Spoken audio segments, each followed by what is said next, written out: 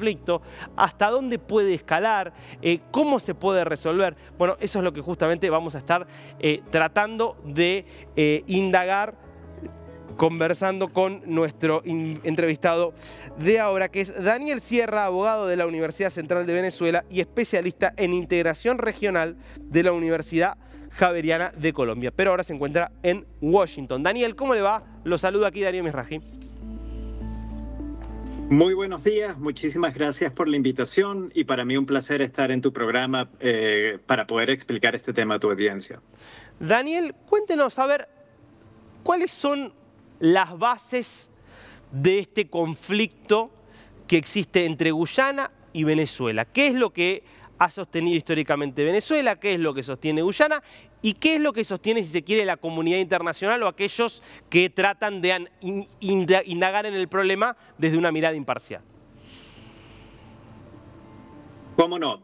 Venezuela y tu audiencia en Argentina también se va a sentir solidarizada con esto. Ambos países fuimos víctimas de un despojo territorial por el Imperio Británico en el siglo XIX. Y hemos mantenido desde el inicio de esta pretensión británica de ocupar nuestro territorio el reclamo constante desde ese momento hasta hoy en contra de la ocupación. El Esequibo ha estado en disputa por casi 400 años. En primer lugar, entre el Imperio Español y la República Holandesa, que, como bien decías al principio, tenía lo que hoy es Surinam y también tenía lo que luego terminó convirtiéndose en la Guyana Británica, que se la cedieron al Reino Unido durante las guerras napoleónicas. Y básicamente desde ese momento el Reino Unido ha intentado fijar una frontera de manera totalmente arbitraria, con ocupaciones de papel en el territorio venezolano, intentando, como hicieron con Argentina también, tomar ventaja sobre las debilidades de nuestras repúblicas recién constituidas y ocupar la mayor cantidad de territorio que podían. La diferencia en el caso de el Reino Unido y Venezuela es que, producto de la presión de los Estados Unidos de América a final del siglo XIX, como decías, fuimos a un arbitraje internacional. Un arbitraje que contó con 2 árbitros norteamericanos, 2 árbitros del Reino Unido y un árbitro ruso, el presidente del tribunal. Y la primera pregunta del referéndum que vamos a tener este domingo en Venezuela, básicamente lo que hace es reafirmar que la sentencia que dicta este laudo es nula, y Venezuela la ha considerado nula desde las primeras de cambio y luego de manera formal a través de un tratado internacional desde 1966. Esta sentencia del Tribunal Arbitral de París fue lograda a través de un proceso de extorsión del presidente del tribunal, que quería lograr a toda costa una decisión unánime, y extorsionó a los árbitros norteamericanos diciéndoles: si ustedes no votan por la que termina siendo hoy lo que conocemos como la línea fronteriza, de que es inválida, si no votan por esta línea, yo me voy a ir con los británicos y le vamos a quitar a Venezuela la boca del Orinoco. Y esto está no solo reseñado por fuentes de la época, sino reseñado por el propio presidente del tribunal en sus diarios privados, que Guyana presentó ante la Corte Internacional de Justicia como prueba. Al esta sentencia ser producto de una extorsión, al ser producto de una corrupción, el proceso, la sentencia del tribunal arbitral es nula. Y por lo tanto tenemos que ir a una negociación con Guyana sobre cómo va a fijarse esta frontera, ¿no? La segunda pregunta del referéndum tiene que ver con este punto. En 1966, a 3 meses de que el Reino Unido le diera la independencia,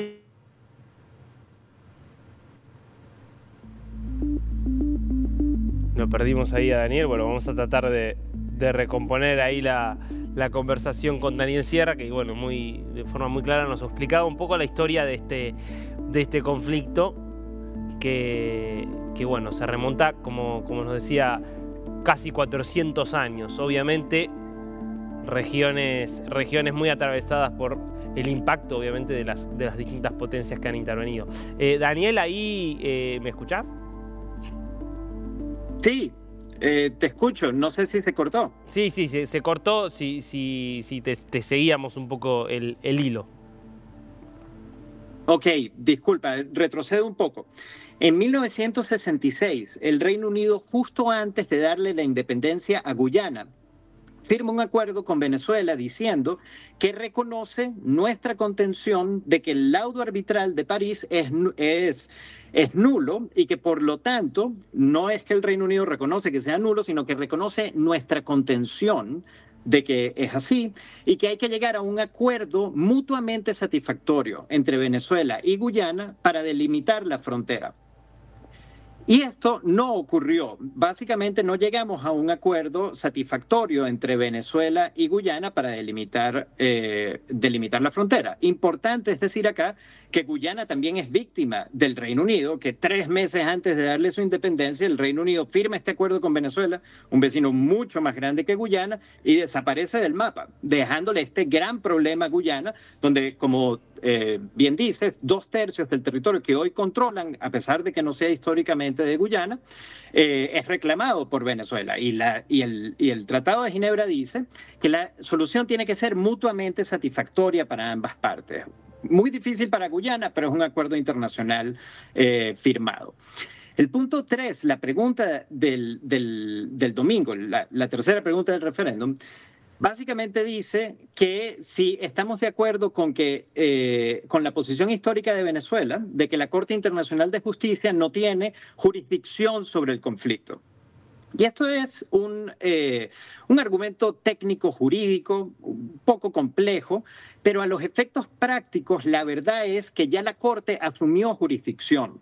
Entonces, Venezuela puede seguir diciendo que no reconoce la jurisdicción de la Corte, sin embargo, la Corte ya dijo que el juicio va a continuar, así Venezuela no se presente en el juicio. Entonces, si el gobierno de Venezuela decide no participar a la Corte, vamos a perder por forfeit, ¿no? Sin presentarnos. Me voy a detener aquí, que un poco es un breve resumen para ver si tienes alguna pregunta y continuamos. Sí, justamente, esta decisión de no reconocer a la Corte tiene que ver realmente con una cuestión jurídica o hay también una forma del régimen de Nicolás Maduro de no querer reconocer la jurisdicción de la Corte cuando hoy hay ante la Corte Penal Internacional una denuncia que está avanzando por violaciones a los derechos humanos en contra de Maduro y del régimen. Muy, muy importante porque son dos cortes distintas a pesar de que las dos estén en La Haya. A la que haces mención es la Corte Penal Internacional que juzga crímenes de lesa humanidad, crímenes de guerra, en donde hay una investigación en contra del régimen de Nicolás Maduro. Pero el caso del Esequibo está en otra corte, también en La Haya, que es la Corte Internacional de Justicia, que trata temas entre estados. Y bueno, el no reconocimiento de la jurisdicción de la Corte no es una posición solo del gobierno de Maduro, ha sido una posición histórica de Venezuela y el motivo es muy claro. El acuerdo de Ginebra que firmamos con el Reino Unido dice que la solución debe ser mutuamente satisfactoria para ambas partes. Por lo tanto, una decisión judicial nunca va a ser mutuamente satisfactoria para ambas partes. El camino debe ser la negociación y esta ha sido la posición histórica de Venezuela. Pero de nuevo, es un punto relativamente irrelevante porque ya la Corte asumió jurisdicción y si no nos presentamos a la Corte vamos a perder por forfeit. Y creo que ese sería el peor escenario posible porque efectivamente el laudo arbitral de París, que es a lo que se refiere la primera pregunta, es un laudo nulo y tenemos las pruebas para demostrarlo. Y la Corte Internacional, viendo estas pruebas, debe determinar que ese laudo es nulo y proceder a la negociación efectiva con Guyana para determinar la frontera. Ahora, es una pregunta obviamente subjetiva y política. ¿Es Claro. la vía para resolver este conflicto hacer un referéndum planteando todas estas cuestiones bastante técnicas que no es fácil, incluso para gente muy informada, saber realmente cómo votar? Trasladarle eso a la población cuando evidentemente lo que tiene que haber acá es una negociación, o por lo menos eso es lo que históricamente ha planteado Venezuela. Sí, haces una pregunta muy, muy importante, porque el valor del referendo el domingo no es un valor jurídico. Independientemente de lo que suceda en el referéndum, la posición de Venezuela está fijada desde hace décadas. Desde hace décadas consideramos el laudo arbitral nulo, que es la primera pregunta. Desde hace décadas firmamos el Acuerdo de Ginebra y es la única vía de solución del conflicto, que es la pregunta 2. La Corte ya asumió jurisdicción, que es la pregunta 3. La pregunta 4 es una pregunta interesante porque la Corte Internacional de Justicia dice que solo va a reconocer jurisdicción sobre la frontera terrestre, sobre la línea que está en la frontera terrestre, pero no en la delimitación marítima. Y como bien decías al principio, todo el petróleo que se ha descubierto que está en aguas por delimitar está costa afuera. Entonces, independientemente de lo que suceda en la Corte Internacional de Justicia, no va a haber una determinación de la frontera marítima. Y esto es algo muy, muy importante que va a llevar al segundo paso de la solución de esta controversia, que no va a terminar en la Corte independientemente de lo que defina la Corte. Pero la quinta pregunta es la pregunta más complicada, ¿no? Y es contradictorio con la segunda pregunta. La segunda pregunta dice si el Acuerdo de Ginebra es el único vía de solución para llegar a un acuerdo negociado, una negociación entre las partes mutuamente satisfactoria. Pero la quinta pregunta pareciera referirse a una acción unilateral de Venezuela en el territorio. Y una acción unilateral pues no contaría con el consentimiento de Guyana. Yo creo que nosotros debemos mantenernos en el carril de nuestras obligaciones internacionales, que son el Acuerdo de Ginebra, que implican una negociación, la negociación mutuamente satisfactoria como el fin del conflicto, y es a lo que debemos presionar para llegar con Guyana, porque Guyana también tiene que entender que la Corte no acaba el conflicto. Para delimitar las aguas tenemos que llegar a una negociación y por lo tanto mejor lleguemos a una negociación de todo el asunto en vez de seguir con esta retórica incendiaria que no nos beneficia a ninguno de los dos, porque vamos a seguir siendo vecinos por toda la historia, no vamos a movernos del lugar, ¿no? Entonces mejor llegar a una negociación mutuamente satisfactoria que un camino de confrontación. Daniel, muy interesante por ayudarnos un poquito a comprender todo este entuerto histórico, legal, colonial, bueno, cosas que pasan en nuestras regiones. Gracias, Daniel. Gracias a ustedes y bueno, seguimos en contacto. Muchas gracias.